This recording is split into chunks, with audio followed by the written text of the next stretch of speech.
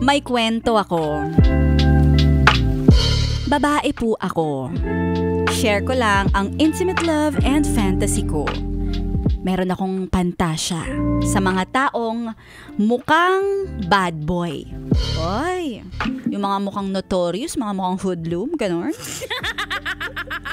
Yung matigas sa panlabas, pero malambot ang kalooban. Ay, taray! Kaya nagkaroon ako ng boyfriend na may full sleeve na tattoo sa braso. At meron din siyang tattoo sa binti. At may hikaw sa tenga. Kapag pinapakilala ko siya, ang unang impression sa kanya ng mga kaibigan at pamilya ko, ay, baka adik yan. Ay, baka basagulero yan. Ay, baka mapanakit. Pero sa ganyang katangian, ako ay naakit. Tinatawanan lang nga ng boyfriend ko ang mga ganong komento sa kanya. Kasi wala namang katotohanan ang mga iyon. Hindi tumama ang mga maling akala nila dahil sa huli, nakuha ng boyfriend ko ang kiliti ng mga kaibigan ko at ng pamilya ko. Paano yung kiliti? Isa kasi siyang musikero. Ay, itinaan sa harana-harana, ganon? Kahit ganon ang itsura niya, ay madaling makagaanan ng loob ang boyfriend ko. Ay, diba? Ganon talaga, diba? Ang physical na kaanyuan ay panlabas lamang. Ano daw?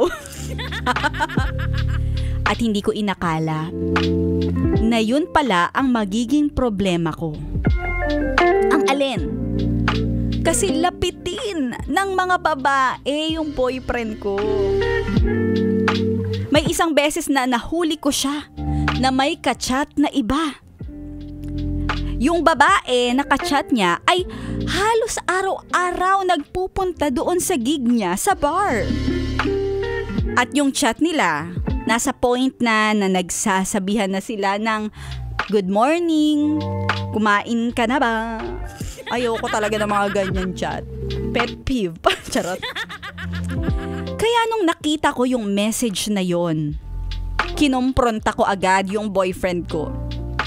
Inaway ko talaga siya. Ay, grabe naman.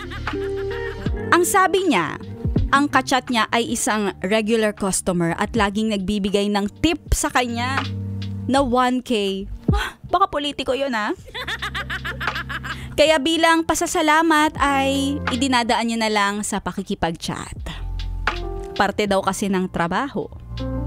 Galing daw minsan yung mga binibigay niyang mga regalo, pambayad sa mga gastusin namin, doon daw nang galing sa regular customer niya na iyon. Ay! May utang na loob ka pa, di ba? Kaya sa loob-loob ko nga, mali yata na inaway ko yung kachat ng boyfriend ko. Pag magkasama naman kami ni boyfriend, di naman niya ako binibigyan ng rason para magselos. Pero nung one time lang na may nakita ako na chat, naramdaman ko talaga na mali. Napagdesisyonan namin na wag niya nang replyan sa chat ang babae.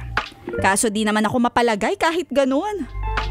Dahil di ko na alam ang ginagawa ng boyfriend ko pag hindi kami magkasama. Lalo pa, araw-araw daw nagpupunta yung babaeng yun sa bar.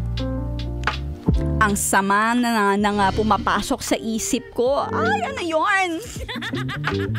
Kasi kahit ano pwede mangyari pag gugustuhin ng boyfriend ko. Baka naglalasing-lasingan yung babae. Tapos, haharutin yung boyfriend ko.